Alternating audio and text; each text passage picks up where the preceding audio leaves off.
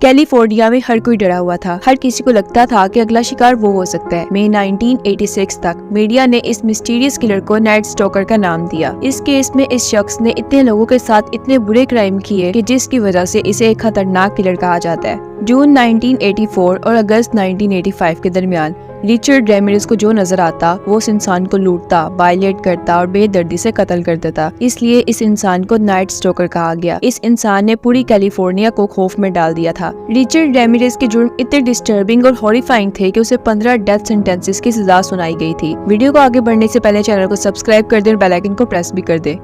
Richard रेमिरेज 1960s में Texas में पैदा हुआ। वो हम सब की तरह आम बच्चा था। रिचर्ड काफी फ्रेंडली, काइंड और फनी था। रिचर्ड अपने 5 बहन भाइयों में सबसे छोटा था। उसके पेरेंट्स का नाम जूलियन और मर्सिडीज था। जूलियन और मर्सिडीज मैक्सिको से माइग्रेट होकर एल पेसो में बस गए थे। एल पेसो में 5 लाख लोग रहते थे। रिचर्ड का घर गली के बच्चों के लिए हमेशा खुला रहता था। जिसका दिल करता वो आकर खेल लेता। गली के सब बच्चे रात देर तक इकट्ठे होकर गेम्स खेलते थे। मर्सिडीज बहुत ही प्यार करने वाली माँ थी, लेकिन जूलियन एक अलग तरह का इंसान था। जूलियन मैक्सिको में पहले पुलिस ऑफिसर था, लेकिन माइग्रेशन के बाद वो सेंटा फे रेलवे में काम करने लगा। उनके लिए नई जगह आकर नए लोगों की जुबान सीखना काफी मुश्किल था। और फिर एक नए मुल्क में आने के बाद जूलियन को शराब पीने की आदत लग गई थी और इस आदत की वजह से जूलियन अक्सर अपनी बीवी बच्चों को फिजिकली टॉर्चर करता था। रिचर्ड 10 साल की उम्र से पहले ही सिगरेट और शराब पीना शुरू कर चुका था और इस वजह से रिचर्ड को एक बीमारी भी लग गई थी जिसमें वो हर टाइम हिलता जुलता रहता था। रिचर्ड अब मिर्गी का मरीज बन चुका था और अपने फादर जूलियन से हमेशा डरा रहता था। जब रिचर्ड 12 साल का हुआ तो वो अपना ज्यादा टाइम अपने कजन माइक के साथ गुजारने लगा। रिचर्ड माइक के साथ काफी सेफ फील करता था, लेकिन माइक एक सीरियल किलर था और रेपिस्ट भी था। माइक रिचर्ड को वियतनाम की जंग में किए गए क्राइम्स के बारे में फख्र से बताता और रिचर्ड को उन औरतों की पिक्चर्स दिखाता जिनका उसने रेप किया, कत्ल किया और उनके छोटे छोटे टुकड़े भी किए। रिचर्ड ने वो पिक्चर्स अपने बचपन में देखी और उसे इन पिक्चर्स से बिल्कुल भी घिन महसूस नहीं होती थी, बल्कि वो उसे बहुत ही इंटरेस्टिंग लगती थी। रिचर्ड अब जवान होता जा रहा था और उसका ज़हन सिर्फ क्राइम्स की तरफ अट्रैक्ट होता था। माइक रिचर्ड को अपने टॉर्चर करने के तरीके दिखाने लगा। मई 1973 में रिचर्ड ने देखा कि माइक ने गुस्से में आकर अपनी बीवी के चेहरे पर गोली मार दी थी। रिचर्ड को ये सब देखकर बुरा नहीं लगा, बल्कि उसे ये सब काफी इंटरेस्टिंग लगा। माइक को जंग में PTSD का मरीज बनाकर मेंटल करार दिया गया और एक स्टेट हॉस्पिटल भेज दिया गया था। अब रिचर्ड अकेला बच गया था और उसका ख्वाब था कि वो माइक जैसा बने। इसी दौरान माइक अपनी बहन रुथ के साथ रहने लगा और उसकी बहन का हस्बैंड बहुत ही खतरनाक इंसान था। इस वजह से रिचर्ड के बिहेवियर में काफी चेंज आने लगा। रिचर्ड ने स्कूल के लोकल गैंग्स के साथ हार्ड ड्रग्स लेना शुरू कर दी। जल्द ही उसने सतानिस्ट कल्ट ज्वाइन कर लिया जहाँ वो शैतान की पूजा करता था। रिचर्ड ने स्कूल छोड़ दिया और कब्रिस्तान में सोने लगा और चोरियां करके जिंदगी गुजारने लगा। 1982 में उसने एल पेसो के होटल में एक गेस्ट के साथ रेप करने की कोशिश की और पुलिस से बचने के लिए कैलिफोर्निया भाग गया, मगर ये रिचर्ड के क्राइम्स की शुरुआत थी। 10 अप्रैल 1984 को 9 साल की माइलोंग अपने 8 साल के भाई के साथ एक डॉलर बिल ढूंढ रही थी।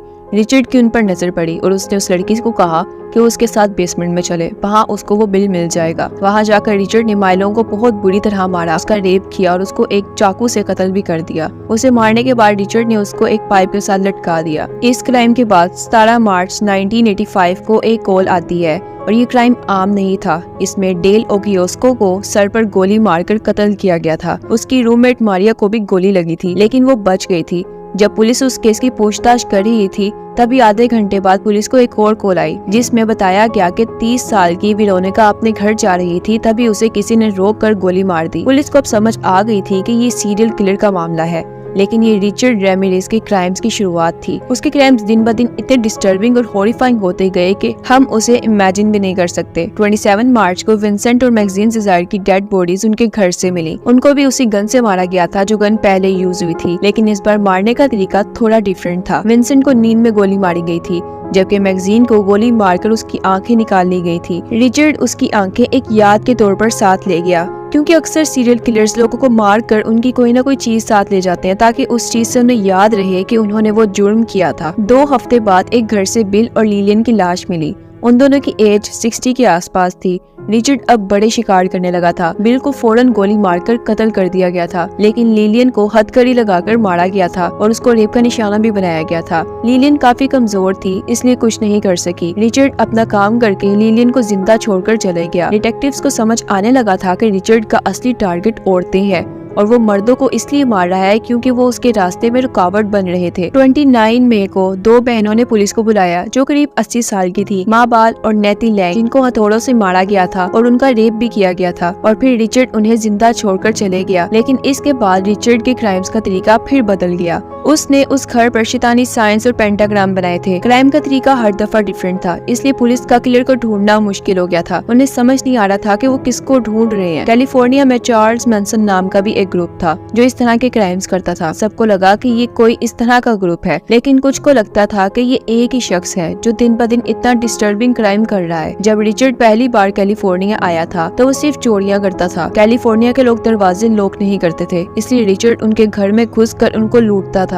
मई 1986 को मीडिया ने इस खौफनाक किलर को नाइट स्टॉकर का नाम दिया। पूरा कैलिफोर्निया डरा हुआ था क्योंकि सबको लगता था कि अगला शिकार वो हो सकता है। लोग अपनी सेफ्टी के लिए वेपन्स खरीदने लगे और अपने घरों के दरवाजों को, शीशों को, हर दूसरे रास्तों को बंद करने लगे। कैलिफोर्निया में गर्मियों का मौसम था, लेकिन लोग फिर भी दरवाजे और खिड़कियां बंद रखते। 30 मई को रिचर्ड ने कैरल काइल को उनके घर पर रेप का निशाना बनाया और उसके 11 साल के बेटे को हथकड़ी से बांधकर अलमारी में बंद कर दिया। फिर एक महीने बाद मैरी ल्यूस का गला काटकर उसका कत्ल कर दिया। 7 जुलाई को डिटेक्टिव कैरिलो ने नाइट स्टॉकर यानी रिचर्ड को अपने घर महसूस किया। उसने कहा कि वो उठा और पसीने में भीगा हुआ था और अपनी गन उठाकर छुपकर रिचर्ड को ढूंढने लगा। तभी उसके घर का फोन बजा और वो डर गया और वो फोन उसके पड़ोसी का था, जहां रिचर्ड ने डाका डालकर 60 साल के करीब औरत का रेप करके उसका कत्ल कर दिया था। 2 हफ्तों बाद रिचर्ड ने 2 घरों में घुसकर सबको कत्ल कर दिया। इस बार उसने एक मदर को एक हेल शैतान कहने पर मजबूर किया और उसके 8 साल के बच्चे को रेप का निशाना भी बनाया। 17 अगस्त के सैन फ्रांसिस्को में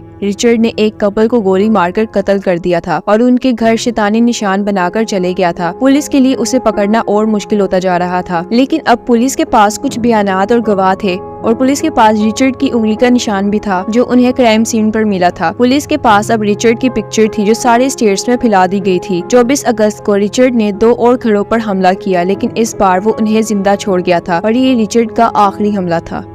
29 अगस्त 1985 को जब रिचर्ड एरिजोना में अपने भाई से मिलने LA वापस आया तो वह कन्वीनियंस स्टोर गया ताकि कुछ कैंडीज खरीद सके, लेकिन वहाँ उसने फील किया कि सब उसको घूर रहे थे। जब वो काउंटर पर पहुंचा तो उसने न्यूज में अपनी पिक्चर छपी हुई देखी और एक औरत रिचर्ड को देखते ही चीखने लगी कि ये एक किलर है। रिचर्ड वहाँ से फौरन भाग गया और उसके बाद जो हुआ वो किसी मूवी सीन से कम नहीं था। पुलिस कार्स, हेलीकॉप्टर्स और रोड्स पर ऑफिसर्स ने उसका पीछा किया। फाइनली कुछ लोगों ने हबर्ट स्ट्रीट में उसे गिरा कर पकड़ लिया और लोग उसके आसपास जमा हो गए। पुलिस ने फौरन उसे अरेस्ट कर लिया। अब कैलिफोर्निया के लोग सुकून का सांस लेने लगे थे। 1986 में उसे 13 मर्डर्स और 30 रेप्स के इल्जाम लगे और उसे मौत की सजा भी सुनाई गई। रिचर्ड मैरिड था और उसकी शादी ग्रूपी डोरिन लॉय से हुई थी।